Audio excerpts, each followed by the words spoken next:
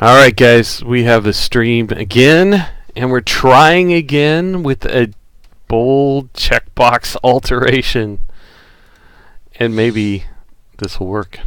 Well, I mean, Just maybe. with two Watsons, it's hard to imagine how this could fail. So I mean, think come we've on. seen pretty good illustration so far, but I don't know. Is this working? Can people hear me? They're Oh, all- yes. They're all seeing Finally. it. That's it. So I have to change the default audio device for myself. Anyway, whatever. I love Windows sound. Give your son a raise. I've been raising him for 15. That's a dad joke, see, because I'm a dad. Never mind.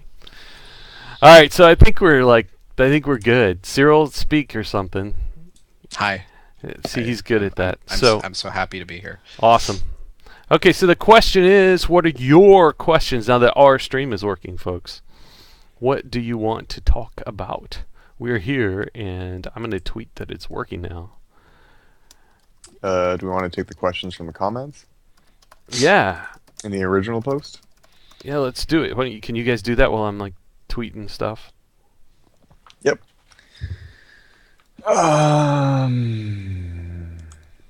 I guess it's just those comments, those questions. That's Kevin. He lives around here. We should just go out for a beer. But if he wants to do it this way, that's like, I'm okay. We can do that. So what are his questions? The first one is, well, actually, we got this one repeated in the channel as well. Broadwell and Skylake both arriving on the desktop this year. What madness is this? I think this is what happens when Broadwell on the desktop is late, and motherboard makers want to launch new motherboards this year, and they can't really do that with 9 series chipsets that are meant for Broadwell. So Intel has 2 platforms, and they give people with existing motherboards a nice little upgrade with Broadwell, and they roll out new hotness with Skylake because presumably it's ready if the rumors are correct. Yeah, well, and this is what happens when you tick and you talk, and you're late on your tick, your new process tech, and your architecture is not late because it's the architecture, and so, yeah, they kind of had that pipeline filled up, and one was late, and yeah, the other isn't. So, I don't know. I mean, that's the rumor. It sounds like this is like Skylake is actually on its way. So I'm hearing that. Yeah, I mean, that's the thing, is we've had a new Intel platform launch every year for I don't know how many years, so it would be sort of a major break from that cadence if they didn't do something with Skylake, because I can't imagine them doing another chipset for Broadwell. Yeah, but I think Skylake was originally expected a little later, but they've done this before where they pull in stuff. And like, what was it? There was a desktop chip several generations ago where they kind of didn't do that generation because the next one was ready sooner. And they could do something similar here. I'm trying to remember what it was, like whether it was after Linfield, I think, that they just kind of like they did the mobile one, but it wasn't all ready in time, and then they pulled in the next one on the desktop. So it's happened before. But somebody says, I'm confused. I thought Broadwell was already out. Well, it's out. It was out in Core M like late last year. It's out in Broadwell U now. There's no desktop version out, and so we're just kind of waiting for that still, and that's been kind of pushed back. And the whole desktop plan for Broadwell has always been like not very robust. It was like, well, we'll do one or we'll do some to sort of appease the desktop people, but it was never really a big part of their plan. And now it looks like it continues not to be a big part of their plan. So, yeah. And it's interesting, the sort of leak roadmap that this question is based on only shows a 65-watt unlocked Broadwell chip for the desktop, so we may not get a full slate of new processors. It just may be a couple of chips that really only exist for people who have existing 9 series platforms and want to upgrade. Yeah, well, they got a promise that they kind of made to people that they were going to do something and that there would be upgradability on the 9 series, and so they've got to put something out there. But yeah, I think it'd be hard if Skylake is good. We don't know how good it's going to be yet, but there are some rumors that this may be a pretty big architectural bump in terms of performance. If it is, I don't know. I don't know whether you want to do that. Go buy Broadwell, but we'll see. Yeah, they're I talking. guess this lets them discontinue having Haswell processors as well. They can sort of move off of 22 nanometer and go everything 14. Yeah, I don't know how that transition, how fast that transition is happening for them this time, but they could. They've been pretty aggressive about that in the past. What are other questions that we have? The other question was about whether or not we actually believe there's going to be 20 PCIe Express Lanes in the Skylake chipset, and there could be. I mean, the thing that Intel has done with their chipsets in the last couple of generations is something called Flex IO. So it's basically got a whole bunch of high bandwidth IO lanes, some of which can be retasked to do different things. You can have PCI Express or SATA, let's say, or USB 3. So wouldn't be surprised to see 20 PCIe 3.0 capable lanes in the chipset. It's just a question of how much there's going to be sharing with other peripherals and SATA. You might not be able to get the full PCI Express payload and the full SATA payload and the full USB 3 payload. Well, yeah, this is funny because now we've got USB 3.1, which is super fast. We've got WiGig coming, which I think is a Skylake timeframe wireless technology that's super fast. We've got Thunderbolt, right? And like that's all. Basically, all of that's like give me a PCI Express lane, right? And all that SATA storage, or not SATA actually, PCI Express storage or SATA Express. 20 lanes is like they need that, right, for that platform to do all the things that they say it's going to do and actually have the bandwidth for it. They need the Gen 3 lanes in that rumor to really meet the requirements. Otherwise, they'll have a bunch of fast external interfaces and it won't have the speed to service them. So, yeah, I see that being pretty plausible. They're also going to need to upgrade the link between the chipset and the CPU because you're going to have all this high bandwidth I/O and it's all going to be bottlenecked by your DMI link to the CPU. So it also makes sense for them to upgrade to PCI Express 3.0 just to give that link a speed boost as well. Do we know, is Skylake definitely going to have an external chip for I/O? Is that what that's the rumors about? Is the chipset, right? Definitively about Skylake, right? I think there's been a lot of rumors about this 100 series chipset, so I would expect that the desktop version would have a separate chipset. See, there are good reasons, kind of like to do that, to do a separate chip, but the trajectory generally has been more integration, and you put they have put a lot of PCI Express already on the CPU. But yeah, I guess I don't know. It'd be if they're talking about that much, it might be too much. Especially because they probably I don't know. I guess they're gonna want that much even in a laptop though. If that laptop has all those external ports that we're talking about. Laptops don't have that many ports these days. They make them too thin to have more than a few. Well, the crazy thing is that if you do like USB 3.1 and you can run DisplayPort over that, right? See, I don't think this has USB 3.1. Is I it haven't not seen any a rumors thing? about that. No. Well, come on. That's I where haven't we're seen headed. anything. Is like it's Intel just hasn't been terribly quick Right. to adopt new USB standards. Like USB 3, they took their time a little bit on. The third-party chips came first, and then sort of after a generation of those, it was integrated. So I would expect them to be USB. I mean, the leaked stuff was USB 3.0. It didn't say anything about 3.1. Right. And I haven't heard anything, in sort of other rumors about that either. Well, where we're headed is like you get a Type-C port, USB 3.1 Type-C port, or maybe 4 or 5 of them. You can charge your laptop from that. You can charge other devices off of that. You can transfer high-speed storage, networking, DisplayPort, encapsulated DisplayPort, and like just everything just plugs into one of those. And you get several of them, and you're good to go. And you could do that on a thin laptop because it's a low profile, pretty small port, right? And then, like that generation, also you wind up with wireless charging, which they committed to, and WiGig, which they committed to, where you could maybe just wirelessly set your laptop down. It charges, it connects to your displays and peripherals, and you don't even need any cables at all. But if you do need a cable, It'd be nice if it was just the one. So I don't know. I don't know whether that vision gets implemented for Skylake, but I do think the fast wireless interfaces are a Skylake thing. So yeah. Well, and some of Skylake's goodness may be on mobile systems as opposed to available on the desktop as well. It seems to happen a lot, but yeah, we'll see. Depending on how much they send Trino it.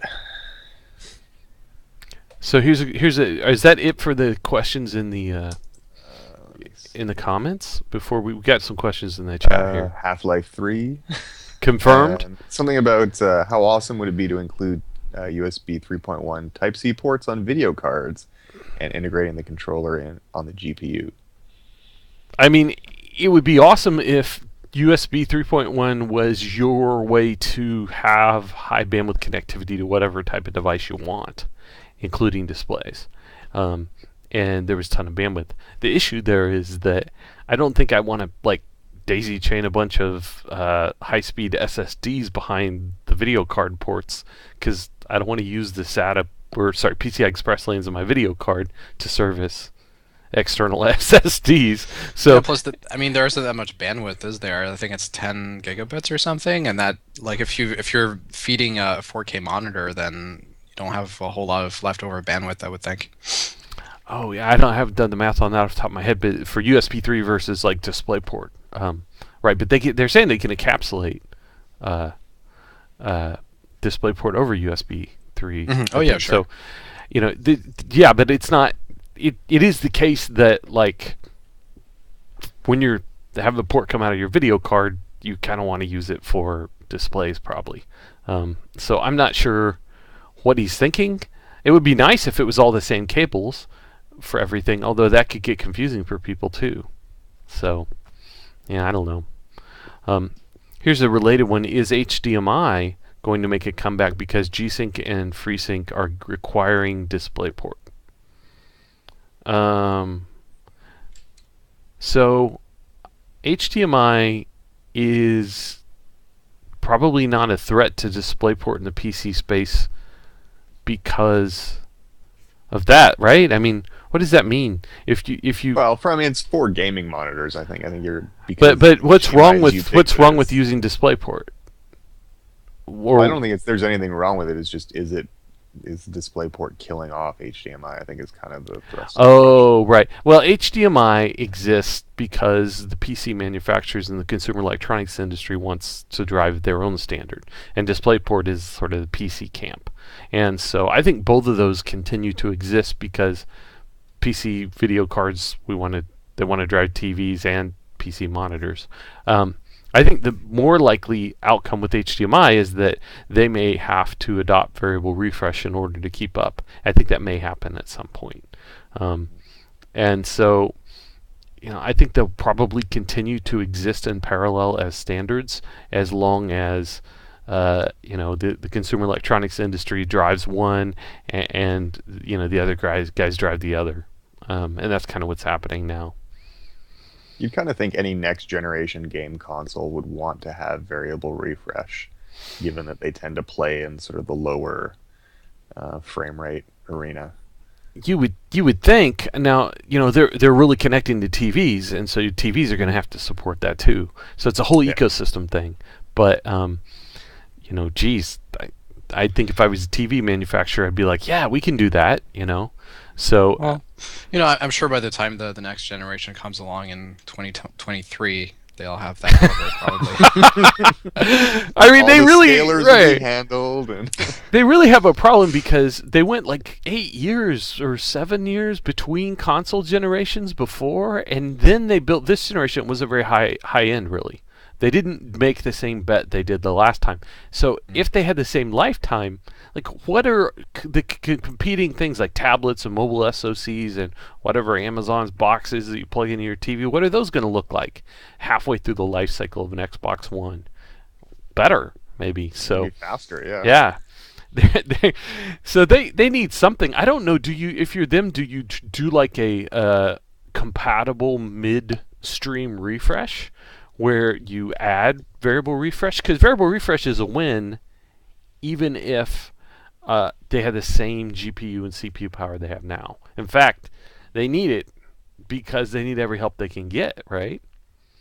Well, and the interesting thing is, if they've got an x86, basically a PC architecture now, it does give them a little bit more freedom to do kind of even an incremental upgrade that, maintains backward compatibility. I wouldn't expect them to go off and do kind of custom chips anymore, if they're on sort of a PC base now. So they may not wait as long to do a refresh, but do kind of a more low key refresh that isn't kind of a complete reimagining of the chip under the hood.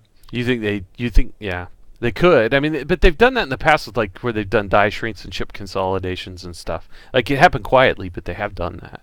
The other more interesting question is like AMD supplying this. It's x86 compatible. That world has a long history of, slipstreaming compatibility over a long period of time. Could the console guys try to do a like 2.0 version of the console that has significant upgrades but retains backward compatibility?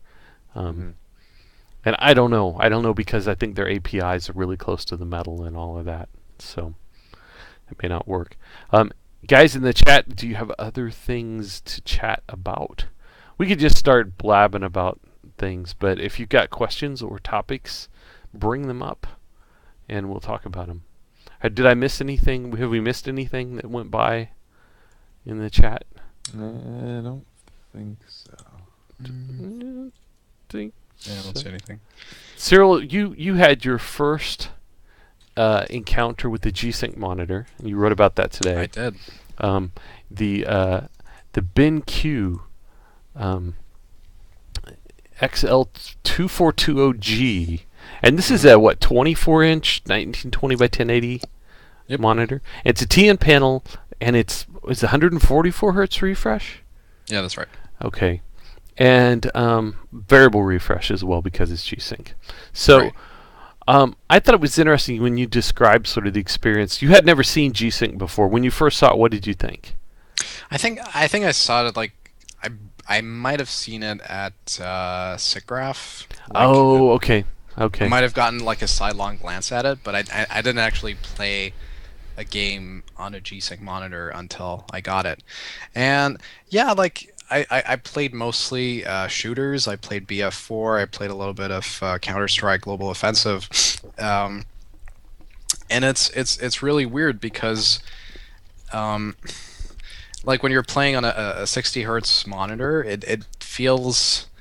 Well, when I was playing on my IPS display, the game felt a little bit choppy, and I was like, well, maybe the graphics card I'm using isn't that fast. It's a GTX 660, but switching over to the BenQ G-Sync display with the same settings, same card, it just felt substantially smoother, as in like more responsive, fewer apparent intervals between frames, and just obviously no tearing.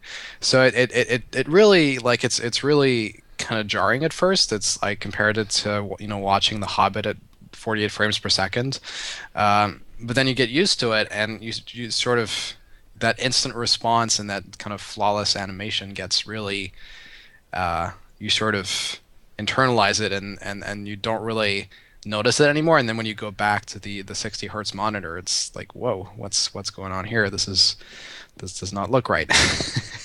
So yeah, that's why. I mean, this is not a cheap monitor. It's $580. You can get it, I think, on sale for $540.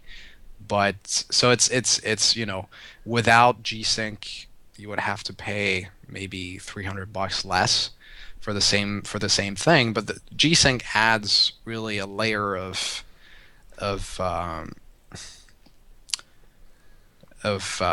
just smoothness that is, I think, worth the price premium. So it's not cheap, but at the same time, you get something that's, I do think it's probably the most exciting thing to happen to PC gaming in quite a while, because we're not seeing these huge gains from new graphics cards anymore. The GTX 970 is maybe the exception lately, but it's just like a price drop for something that was already kind of there in terms of like the level of performance that was available, but you don't get these huge generational performance increases anymore because they've been stuck with 28 nanometers for what is it now, 2-3 years? Yeah, lots. So they can't really deliver that much in the way of extra performance. But with G-Sync, you do get a palpable, noticeable improvement that applies to every game, and you don't necessarily need a new graphics card for it as long as you have something that supports the technology. And this applies unless there's like some huge issue with adaptive sync that I'm not aware of, and I don't think there is. This is going to apply, in a couple of months or whatever when the first FreeSync monitors roll out, and AMD users can get the Radeon users can get the same thing. So I think this is exciting. And it's a little bit more expensive, but it's definitely worth it, I think. Let me ask this because I'm trying to understand it. Did you look at the price of a non-G-Sync monitor that is a gaming-oriented TN panel, 24-inch, 1080p, 144 hertz? Mm-hmm. Yeah, like I said, it's about $300 less. So it's about okay. So that's for a 144 hertz display. This is a thing that I'm trying to get my head around a little, because 144 hertz gaming panel is really good. If you go and use this with the Radeon, and it doesn't have variable refresh, but you get 144 hertz, and you turn on VSync, the quantization for that is not nearly as bad as for 60 hertz, which is where you get the sort of slowdowns when you have VSync on. Because it just updates the screen way more often. Adaptive refresh is, I think, incrementally better, but it's not way better. It's not a massive improvement over that. You can kind of trade, some of this. At 60 hertz, it's a big deal. 144 hertz, it's less of a big deal. But you get a lot of the goodness out of this monitor on a Radeon. Have you tried that much yet? Well, I tried disabling G-Sync, obviously. At 144. What was your impression of that difference? It's smooth, but you do get the I don't know. It's just there's like an extra layer of niceness with G-Sync that you just don't get with whether it is VSync or just leaving everything off and just living with the tearing. You could also argue that the tearing isn't as bad at 144 hertz because it's, I guess, spread out along more. I don't know, you get more slices, I guess. So it's, I don't know. It just seems not necessarily as bad as what you see on a 60 hertz display, but it's still, you still notice it, and VSync still feels a little bit slow. It seems to add a little bit of input lag. It's just, if you're buying a new monitor anyway and you want a really good sort of gaming experience, it's more expensive. But the reason people play games on the PC is so they don't have to compromise. Yeah. So I think it makes sense. Is it kind of weird though, because personally I used a 60 hertz display for a long time, and it was all about tuning that graphics card to get 60 frames per second every cycle. We did the whole frame times thing, and we're looking at that, and it's okay, if I really tune this to awesomeness, I have awesomeness, and I'm at 60 hertz, and I'm happy. But then once you try this, then you're not happy at 60 hertz. Have you the experience of going? Are. Well, have you had the experience of going back the other way though, after using one of these for a while at 144 with variable refresh, going back to 60? Well, some games don't run at a full 144. Some games are still 60, 70, 80, and it still feels noticeably smoother. But have you gone back to a fixed monitor? Yeah, I have. Oh, okay. And like I said, it just feels choppy. It feels like the graphics card is kind of running out of steam. Oddly enough, it feels like the game is a little bit choppy. It's the frame rate is a little too low. It feels like there's a performance issue. You need to turn down the settings. Something is broken. Yeah, exactly. Yeah. And what's broken, it turns out, is just the way the display works connected to the graphics card, and not the GPU's performance by itself. Yep. Yeah. No, I just wondered if you had that, because that was my impression too. It was oh, this sucks. I'm not doing this anymore because I did that. Yeah. Now I know, right? Yeah. I'm hooked. So it's Yeah. weird because now I have a lot of monitor swapping that I have to do. Yeah, this is what bothers me because I want to keep using my IPS monitor because I do Photoshop work, I do photography, so I don't want to switch to a TN panel, even though this one is quite good. But still, the viewing angles and it takes a long time to warm up, so it's not quite as good. It's pretty good. It's really good for especially for a TN panel, but it's not ideal. So I still want to keep using the IPS panel as my primary monitor. But at the same time, so I have the the G-Sync one on the right, so it's a little bit less comfortable to I have to sort of turn my head a little bit. Uh, but if I want to play in like the most comfortable position with the IPS monitor in front of me, the game looks broken. So it's kind of a conundrum. I'm really looking forward to the first sort of IPS G-Sync / adaptive sync monitors, which I guess we're going to start seeing in March, April. That's when they're apparently supposed to start coming out. Yeah. So that's going to be really exciting. Although I expect them to be fairly expensive given everything. Yeah, we don't really know. We don't really know yet for sure when AMD's FreeSync stuff comes out, what the price premium will look like on those. And we don't really know what that does to G-Sync either, because the G-Sync monitors that are out there are priced like they're the only game in town because they're the only game in town. And also, like, say that these, like, my favorite G-Sync monitor is the 27-inch Asus 2560 by 1440 PG278Q, which I reviewed. It's TN panel, but it's a really good TN panel. It's 144 hertz. It's awesome. Asus has got these other things in the pipeline that are better, like the IPS panel that's really high refresh and all of that. If they launch a bunch of new products that are somewhat pricey, will they cut the price on the PG278Q? Because then, like, if that's $400 or some crazy amount like that, $450 or something, and the others are $800, I'm going for that. Like I'm glad those new ones are better and they exist, but maybe we'll get some price pressure there too, and then it's Candyland for everybody, right? Yeah. No, and Nvidia has, I think, some some wiggle room to sort of cut prices, and then we might see G-Sync 2.0 with, instead of a big sort of power hungry expensive FPGA, they might have like a customized ASIC that's a lot cheaper to produce and a lot cheaper to sell to monitor makers. Yeah. So that would be also good. Yeah, there are a lot of options there.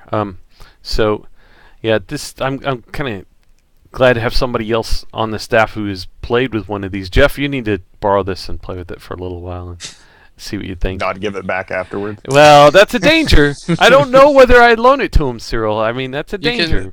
Jeff, you can come over for like an hour. Limit myself. we have a time limit, and then you got to be able to get him out of the room then without taking the display. And I don't know, he's bigger than you, dude. I'm not sure about that. Well, I'll use the gulls. I have my gulls. He's like he's a full control bonus that he just. So yeah. Yeah. So just throw breadcrumbs at him. So Power666 asks, can you run surround view plus G-Sync simultaneously? No, because I don't have 3. But other people can who have 3 displays like that. So if I went to the effort of getting myself 3 similar or identical G-Sync displays and had the right video card with 3 DisplayPort outputs, you could do surround view G-Sync. Now that seems I don't know. I'd rather get like one really nice big monitor right in my face than but I mean, I guess if you have all the money, you get the biggest, nicest monitor that's G-Sync, and you get 2 more. And that's even better. And so I can't argue with that, but it's not like a world of possibilities that I live in all the time just because. I guess I could, like, hey, I need to review this, like I really do.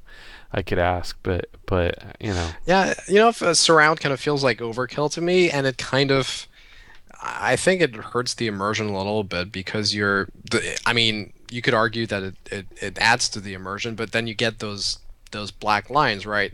The monitor frames, that it's like you don't get lost necessarily in the visuals quite as much. So Yeah, I mean they're I kind of gotta there for disagree with you peripheral guys. view. What's that? I gotta disagree with you. You like guys. you like surround view? There's first-person shooters and driving games, and I would imagine kind of a space sim, anything that sort of puts you in a cockpit, because you don't end up looking at them. If I'm playing, I don't sort of see the borders behind the displays because I'm still staring at the one in front of me. But you do get all of these cues from your peripheral vision, and especially you're playing in a darkened room with the lights out. I find it's a lot more immersive, but you aren't looking at those displays sort of intently. So it's a lot of display and a lot of extra money that you're spending on kind of peripheral cues, which can be great in the right kind of game. Yeah. Have Well, you and seen it that kills your performance as well? You seen that Philips thing where they have like ambient lights that are just kind of the color of whatever's on the screen? Like sometimes when I'm playing with surround view, I'm like, that's kind of all I'm really doing, you know. But it is interesting. I mean, the whole Oculus thing is going to be about turning your head and seeing, but it's going to be a way better surround thing. Like I think I'd put my money into like buying one of the Oculus dev kits or saving up for the release one right now instead of getting surround. But I don't know. I'm just about the biggest freaking main monitor I can put on my desk. So let's see. We got some other questions here. There's a whole discussion around basically. Let's see. I'm trying to see who asked. I think it's Westbrook. 348 asks about if the GeForce GTX 970 and SLI will still be the best bang for your buck with Nvidia in 6 months. I don't think it's ever been the best bang for your buck with Nvidia because I don't think the SLI is a great deal all the time. People mention the fact that the GTX 970's effective memory capacity is a little weird. It's 4 gigs, but it's 3.5 gigs plus a half gig of slower stuff. That affects potentially SLI performance, and it really I think comes down to a question of what do you want to do with your graphics card, and how do you conceive of value there. I could see how two 970s for like $700 would give you more than a single 980 in terms of like FPS benchmarks and things like that. But I don't know if you're wanting to drive a 2560 by 1440 display, you only need one 970 or 980 to do it in most games and do it pretty well. If you want to drive a 4K display, then you even the fastest single GPU won't do it. But in that case, I want all the memory, so I probably want two 980s for that. And honestly, that's in 6 months. We pretty much know there's a bigger GPU coming from Nvidia in that time frame, and probably, based on all the rumors, also one from AMD. Those big GPUs in that next generation, I anticipate will be the ones where 4K starts to look like a problem that we can really tackle. Like right now, you get a 4K monitor, you play games on it, and you're going to tune, you're going to tweak a lot of the fastest or best looking games, even with the fastest video cards, to get the performance that you want. And SLI isn't always a solution for that. I mentioned before, I think I was playing Wolfenstein New Order on just that setup with two 980s, and the SLI didn't work right. And actually, it was slower with SLI than without. It's fragile. So our advice is always get the biggest GPU you can, and then get two of them if that doesn't work. In 6 months, it's going to be something based on probably this rumored GM200 GPU. That's a single GPU, maybe a slightly cut down version of it, depending on how the memory looks, and not two 970s in SLI. So that's my take. I don't know. You guys do either of you even have a 4K monitor? Do you even 4K, bro? So No. you don't. Okay. Well, that's my take. So we need to get you guys hooked up with some better displays at some point soon. So Cyril, now that you've done that monitor review, you need to maybe figure out what 4K monitor we can dump on your desk. Mm-hmm. Yeah, or a 4K G-Sync one, maybe. Ideally, yeah. With That's IPS and 144 hertz, and let's just get him 3 so he can have that experience, and then I can take 1. So we'll have to see. Let's see. So I think there's some other questions here. Thoughts on curved displays? Man, it seems like a gimmick to me. I don't know. Have you guys looked at some of those? I've looked at them, but Yeah. you know, I get the ultra wide displays, and I can see if you're gonna go ultra wide, how having a slightly curved display might be better for something like that. Um, but the whole ultra wide thing for me doesn't really do it for me either. So Here's the thing that I saw at CES. There's I think it was Acer, but it may have been somebody else, had a FreeSync monitor that was like a super wide aspect monitor, and it was not very big actually. So it has a lot of inches because the corner to corner with the wide aspect like gives you a lot of inches, but it's actually physically not a very tall display, which means it's like terrible for like scrolling through web documents and things like that where you want a lot of vertical space. And it's smaller than like my 30-inch, 16 by 10 display that I just love.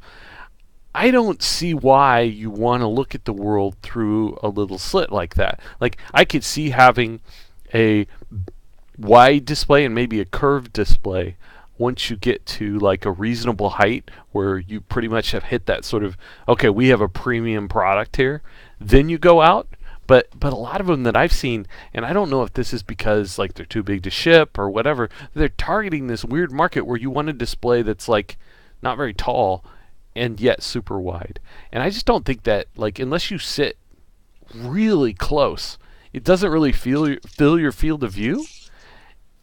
And so it's kind of a weird thing. Maybe, Jeff, like you were saying, for a cockpit or something, it could make sense. But honestly, like, anytime I want to do any wide config, I still want a lot of height before I go there, right? I mean, you want to spend your money on the right real estate for a display, and it needs to have a fair amount of vertical space before you go out. So, I don't know. That's my take.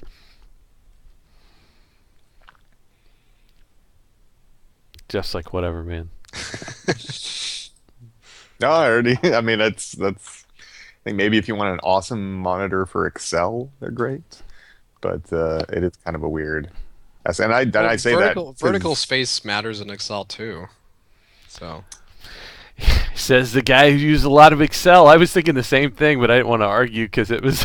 That's it. You guys organize your spreadsheets differently than mine. Yeah, we do. Thing. Like yours are I weird, and you should feel bad.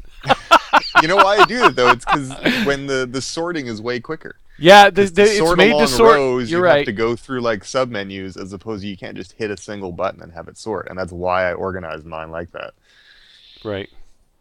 Yeah, I hear you. Okay, Homer Dog 1 says, hey guys, any idea when we might see some serious activity in the NVMe SSD market? For consumer stuff, I would probably bet on whenever, well, it's sort of a chicken and egg situation where I don't think there are really a lot of applications that can take advantage of it in sort of the consumer PC or even kind of sort of the workstation level. You might have trouble finding a workload that will actually benefit from the extra bandwidth. So I would expect, when Skylake comes out, we'll see a little bit more action there. If they're really doing all of this sort of PCI Express, I think the 9 series stuff was kind of a little bit of a band-aid solution. It's not as many lanes as you might like, and it's only PCI Express 2.0, which is, with only 2 lanes, it's only really a modest upgrade over the SATA interface that we've got now. So I would expect, sort of later this year, maybe. It kind of depends on the controllers when those come out. We know Marvell has one. There were a couple of drives at CES, but that's only a Gen 2 4-lane controller. And then I think the Sandforce one is, presumably coming out at some point. But then again, that's another Gen 2 4-lane controller. So there's not really a lot of stuff that's even on the cusp of coming out. And I think part of the reason for that is that most of the action for SSDs that fast is in servers and places where there are much higher margins. So there isn't a lot of sort of impetus for drive makers to bring that technology into the consumer space. They'll get there, though. I mean, once they have it it'll down, get there. they'll bring it. But it's just a matter of time. Have any of the TR staff used an NVMe-based SSD? Yes. We've got one of Intel's P3700. It's a big PCI Express SSD that doesn't really get along very well in desktop motherboards if you actually want to boot off of it. But it's ridiculously fast. What about the efficiency gains from NVMe versus SATA disregarding the bandwidth upgrade? Is it a big deal for client workloads? What I've seen on that is it's a big deal when you've got loads of random I/O and you've got a lot of concurrent requests. But typical desktop workloads, you're looking at maybe sort of 1 to 4 concurrent requests, and overhead. From what I've seen, at least, of sort of the NVMe presentations, there's not a whole lot of benefit until you get to the point where the controller is really loaded down and you've got lots of stuff happening, which is again why it's a big draw on servers, but not so much on the desktop yet. Is there going to be a access latency advantage that turns out to be nice? Well, it's the thing is there should be, because there's less overhead everywhere. But it's one of those things that, are you going to notice that latent? I mean, it's more instantaneous. It's kind of the same problem that you get now with even generations of SATA SSDs, is that even a drive that is, you can look at graphs and benchmark and say, okay, that is faster than the other one, but it's faster in a way that is very difficult to perceive from a user perspective with the kind of sort of everyday workloads that you might have on a desktop system. Okay, so Westbrook 348 is back. He wants to know, he says he can't pay $1,000 for a GPU setup, so 980 SLI is out of the question. Is single 980 seriously better than 970 SLI? I trust you, Scott. So, what monitor are you using this with? Are you using this with 4K? Because if you are, I like the idea of having the full speed 4 gigs. Are you using this with the 2560 by 1440 monitor, and you know that for like a long time? 980 SLI is probably better in that case. Nvidia's done a lot of hard work to make SLI work well. I can't talk badly about it that way. And so it's a nice solution. He says 1440p 120 hertz for 3D vision. Yeah, I probably go for the dual 970s and SLI in that case then, if you really feel like you want that performance. And I guess, if you got 144 hertz, you can take advantage of the performance at that resolution. So, yeah. No, dual 970s and SLI can make sense for you. I don't think they make sense for everybody, but for you, sure, go for it. Homer Dog 1 says he has a lot of clients with a lot of spyware I/O operations. So, Jeff, what we need to do is get the SSDs to be fast enough that no one knows that spyware is running. They may be that fast already. Yeah, that's really kind of a problem, right? Like, it's already like, how much is the spyware doing now, and how much more could it do without you knowing it with the faster? The spyware makers are building their spyware in the anticipation that people have mechanical hard drives, so they're not hitting the I/O subsystem all that hard. It's kind of the same problem with games and other applications. I think, once the install footprint, I was talking to Intel a little while ago about applications that actually use the performance available on SSDs, and they said they've been talking to game developers about streaming massive amounts of game world data off drives that you couldn't do before SSDs. So I think eventually we'll get to the point where the applications will start demanding, or at least taking advantage of bandwidth and the lower latency maybe when it's available. Yeah. Well, with a little while. GPUs getting virtualized texture addressing sorted, which I think DirectX 12 really will take care of that completely, or at least better than it is already. Then there's the possibility that loading levels in games could be really fast, and then you just bring in the data that you need when it's time to produce a frame with that data in it. And it could be a big upgrade, because right now it's amazing, even with the fast SSD, how long it sometimes takes for levels of games to load, which is not always even really I/O bound.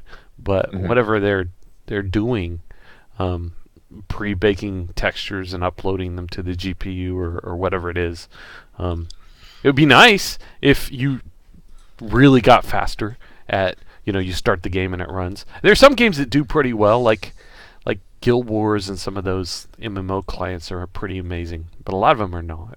So, yeah. All right.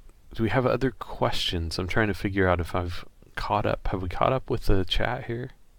Guys, if you have questions, throw them in, because So we may have missed them before, so go ahead and hit us again if you want. I'm trying to see what's going on as they go by, but I think I'm failing. I might be failing. We could talk about my keyboard, guys. Let me show you. Yeah, you can do show and tell now. It's the Sculpt. It's an Ergo keyboard with scissor switches. Wireless split Microsoft keyboard. I saw it at the Microsoft store, which is a sad experience mostly. But you went to a Microsoft store. I did. I'd never been in one. Wow. Neither had anyone at that mall. Anyway, that's the numpad, which is separate. And then it comes with this. It's $5 more if you get it as a desktop with the mouse. So I got the mouse, but look at that thing, man. Look at that. That is like a suppository shaped mouse if you've ever seen one. And like it sits really high, so you've got to like your hands got to be way up off the desk. I don't know if it's clear, probably not from here, but like compared to my Corsair, which is a pretty high mouse as arches go, look how much higher that thing is. I'm like going the wrong way. I mean, it's just completely insane. So I used that for like 5 minutes and was like, oh, I'll try this keyboard some more, but I'm done with that mouse. But the Sculpt is scissor switches, Ergo layout, and you know, if you're like me, I for ergonomic reasons, I switched to the Microsoft Natural keyboards many years ago. Have been using them, but they've been in a bad place lately. Like I've had the same keyboard for 15 plus years or some crazy number, and it's still a good keyboard, but you know, it's old, and I kind of wanted to change and upgrade. And the new ones are like a lot of them are squishy, super squishy. Like the old one's rubber dome, but it's not a bad rubber dome, and the new ones are like super awful squishy, gross, and they have like way too many like a million function keys that you accidentally press and otherwise would never use. Anyway, so this Sculpt thing is better, and the scissor switches are good. The positive feedback. It's a nice shape.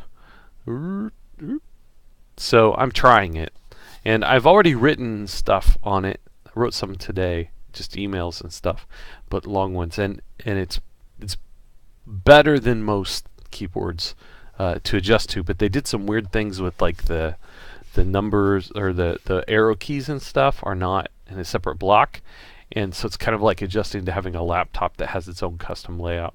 So I'm pressing some wrong things when I go to press like delete and insert and stuff. So I don't really go to press insert ever, but I've been pressing insert, so I've got to figure that out. Anyway, so yeah, that's my news. I wish there was a mechanical keyboard that was ergonomic, that shaped. I actually, maybe this is an ergonomic nightmare, but I want a really hardly sprung mechanical keyboard that clicks and clacks, that is this shape. But my sense is that people don't make those because Microsoft has that kind of very particular split wave, you know, where it lifts up in the middle type of thing. I think they've got some patents or something on that has prevented keyboard makers from doing the same thing. You look at the mechanical keyboards that are out there that are ergonomic and split, and they're like two pieces, or they're really weird, and I don't want anything to do with them. So this is my compromise. So I'm trying it out. Yeah, I think Jeff Campman has one of those, like the one of the kind of Ergo ones with cherry switches. I can't remember the exact model, but it didn't look that weird.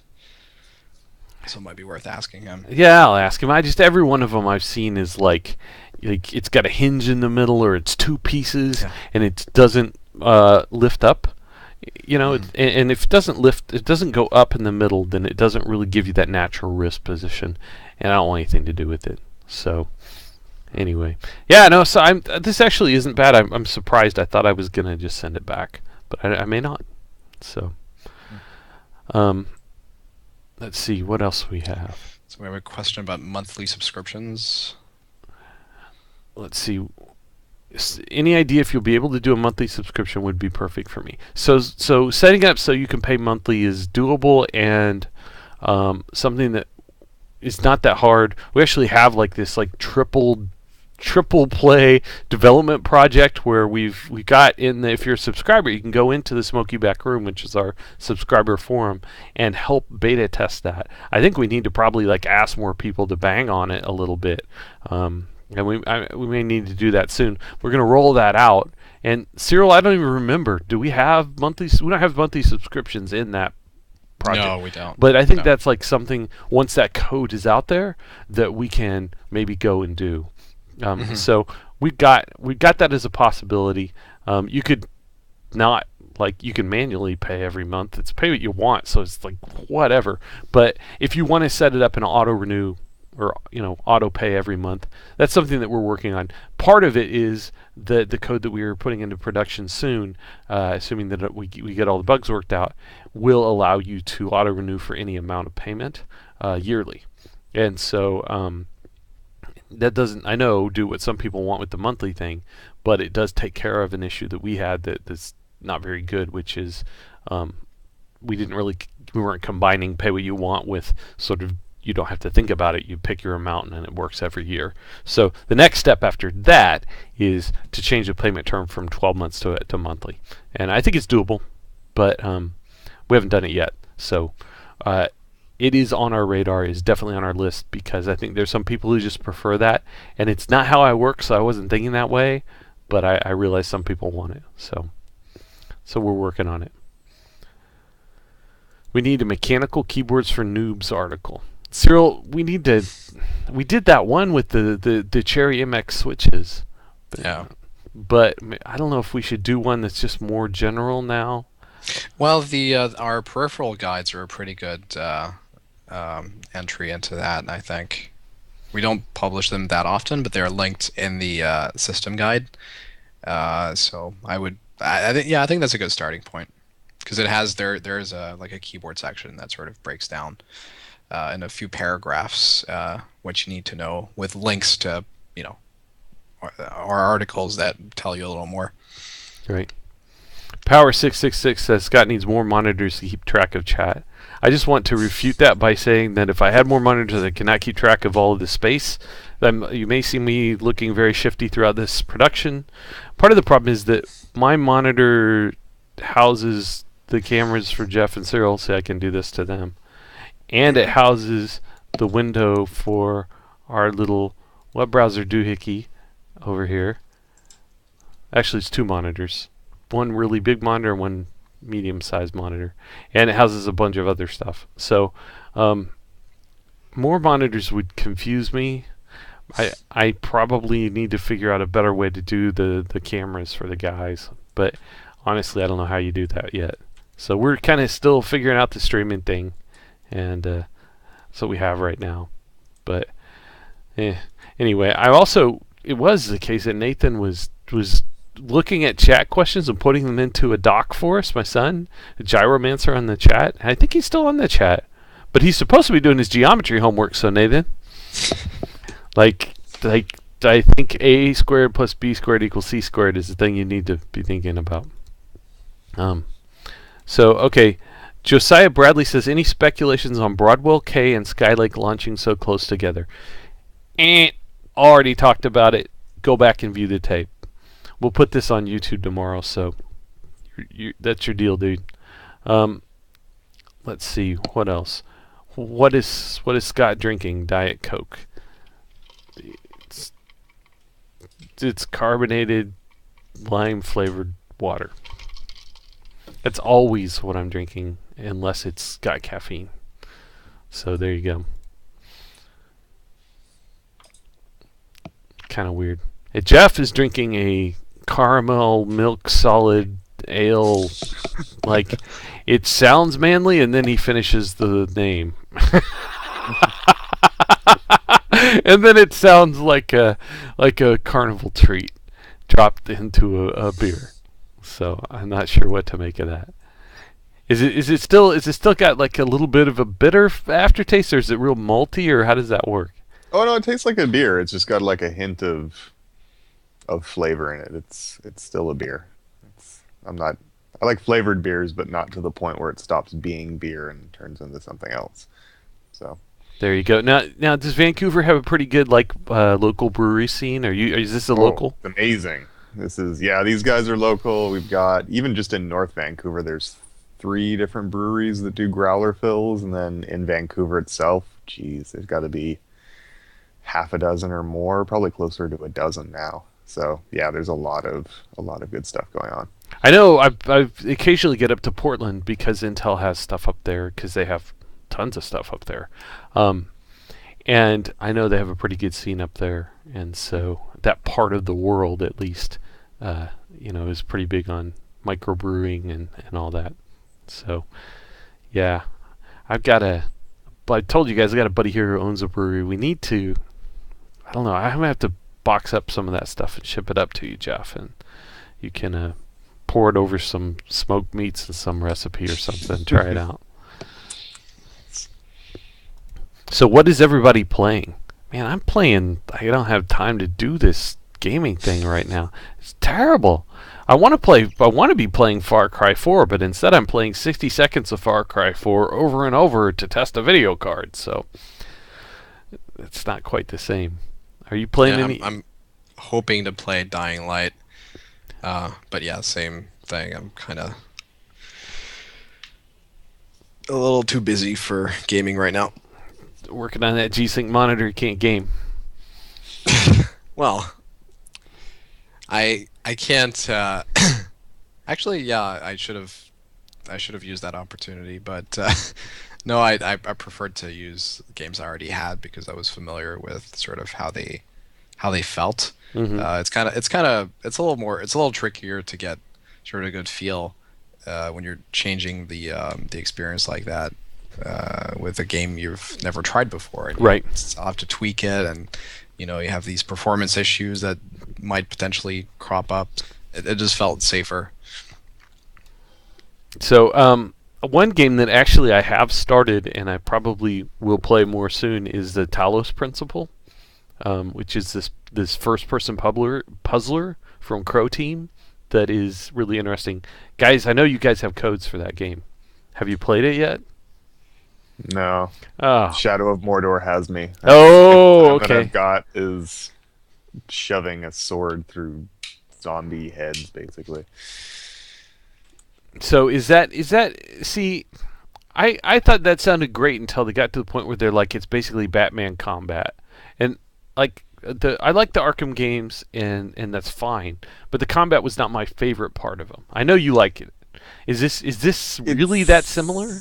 It's the mechanics are similar, and they've added a little bit more layering to it, and then the combat is it's sort of that but deeper combat, and then the opponents, there's this whole sort of tree of opponents that you have, so it's not like you're going through a whole bunch of grunts all the time. You actually sort of develop rivalries with specific enemies who then get sort of stronger and work their way up the ranks. So they've got a kind of cool little system for sort of enemy progression that works with the open world thing that they've got. So, but it is Batman combat. I mean, there's a lot of game around it, so it's sort of maybe Batman combat with some Assassin's Creed mixed in. There's some sneaking around mixed in.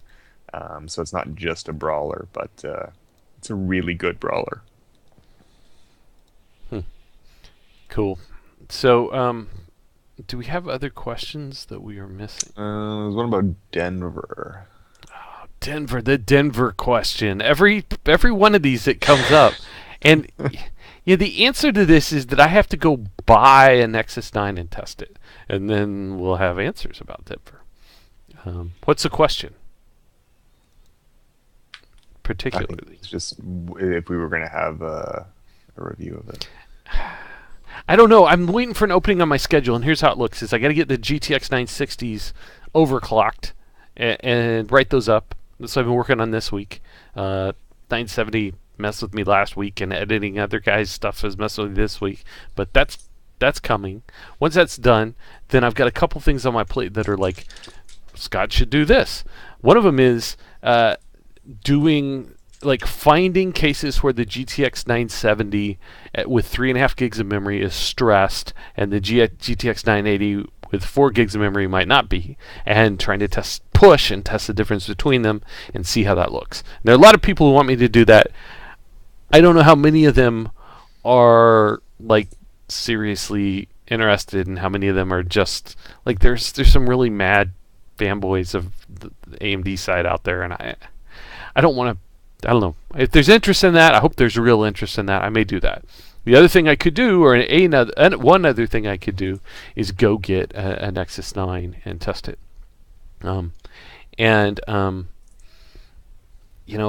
would be interesting because we have a nice set of results for the Galaxy Note 4, which we didn't talk about my review of that yet. And we got the iPhone 6 Plus, so we got the A8 SoC with the Cyclone plus cores from Apple, and I think we're going to have hands-on with another interesting tablet very soon that Jeff's working on. Actually, we got the In the Lab out on that, right, Jeff? That Dell Venue 8. And so we'll have that SoC characterized and I think we'll be able to do straight comparison with Denver. The only thing we haven't got that maybe we should do is a Core M, and compare that with Denver, and that's doable too. And if not, then we have Broadwell U, Cyril. So. Mm-hmm. Yeah, so it may be that it's time for me to get one of those. It's just that spending money on reviewing stuff is tight right now, and so I don't know. Maybe we do a little subscriptions drive for Scott needs to buy a Denver tablet if everybody has all these questions. So I don't know. We'll see. It's a possibility. Apparently, the Nexus 9, like as a tablet, is not that great. Like a friend of mine got it, and he says like the back gets pretty hot. And there's also backlight bleeding, and that kind of jives with the what the reviews have been saying. So, might be an interesting chip, but the tablet itself is apparently not that good. Yeah, I don't think it is, and I think it also has some performance issues, which may be.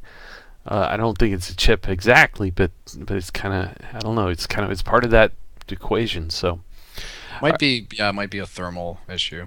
Yeah. Homer Dog 1 says, Scott, any idea if the apparent ROP reduction in the GTX 970 is going to significantly affect MSAA performance in some games? Now, MSAA is multi-sample anti-aliasing, which is the hardware called ROPs in the GPU actually do the resolve for multi-sampled AA.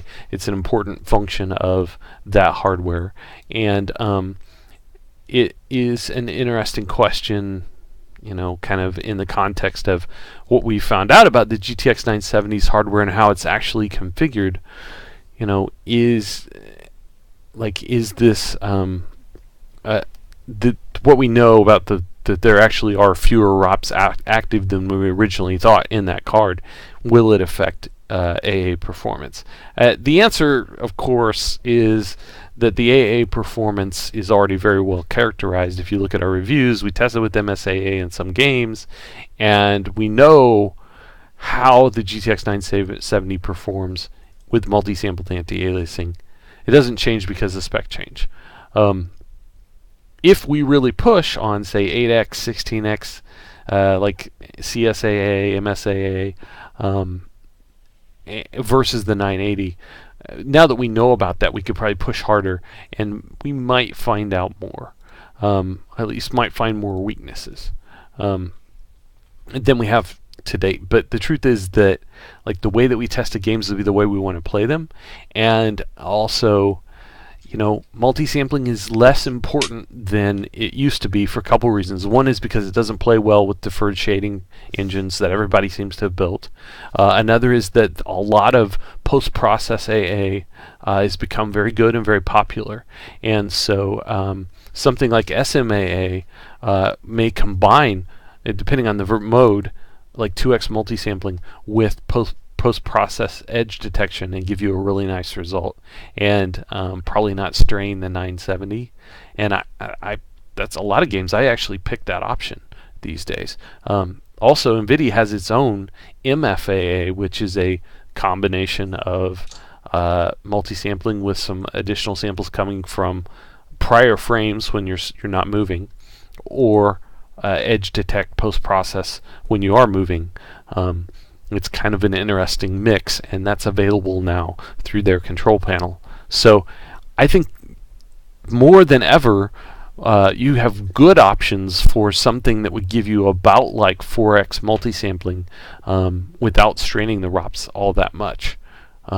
Which is, if you look at how we tested, I think we kind of tested in different modes that some were 4x MSAA, some were the SMAA stuff, when we reviewed it initially. So there are definitely cases. I think we probably could push hard on that. But before we found out about the memory weirdness with the 970, we actually published a little article that talked about the fill rate being lower on the 970 because there's a limit just in the number of pixels that the SMs can output, independent of how many ROPs are on the other side of the crossbar. Turns out that there were fewer ROPs on the other side of the crossbar, but it doesn't matter that much. Now, AA is more affected by the loss of ROPs than by the SM issue, but some of these things we actually saw numbers in our original tests, in some of the synthetic directed tests, that pointed us to, okay, the 970 isn't really behaving like we would think for a card with this configuration. So now we know it's not really the configuration we initially thought. So anyway, I'm kind of getting off path there, but look, yes, there will be cases where if you really push on a high degree of MSAA versus the 980, you should see the 970 suffer a little bit more, but it's not a ton more. And for the most part, I don't think we play games like that now. I think that we're kind of seeing these hybrid modes with some post-process becoming part of the picture for game engine reasons and performance reasons that are sort of tied to that. So that's my take. Other questions?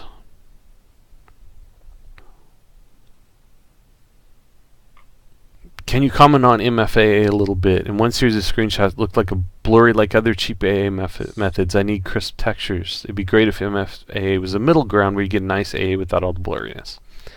I can't comment on it because I haven't spent much time with it yet. I need to. I kind of got this pitch from Nvidia about it, saying we think, hey, look, we can enable it in all these different games.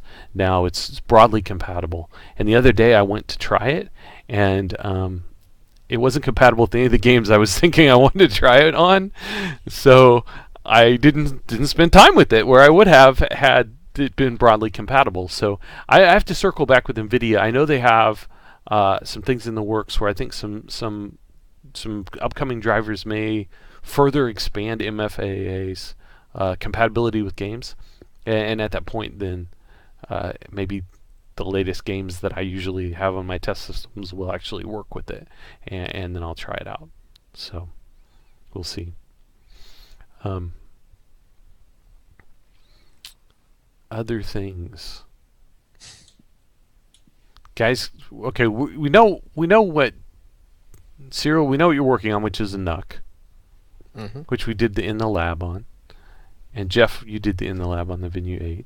And I just said I'm working on GTX 960s. So I think we told everybody what we're working on right now. So we can't really go back to that one. But I think, guys, that we have exhausted our questions for the time being. Maybe we should call it. You think we should call it? Last call for questions. Last call for questions before we run off to finish our caramel beers. Now we have to wait because we did the last call, and there's like a 30-second delay, and then they have to type their questions. So we're not out of here for a while now. That's a shame, man. Cyril, are you drinking alcoholic beverages? You don't even drink alcoholic beverages.